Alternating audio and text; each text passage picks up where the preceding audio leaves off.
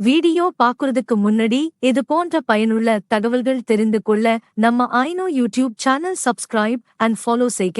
இந்த தகவல் பிறருக்கு உதவும் உங்கள் நண்பர்கள் அல்லது உறவினர்களுக்கு ஷேர் செய்யவும். 12ஆம் வகுப்பு போதும் அரசு பள்ளியில் இளநிலை உதவியாளர் வேலைவாய்ப்பு.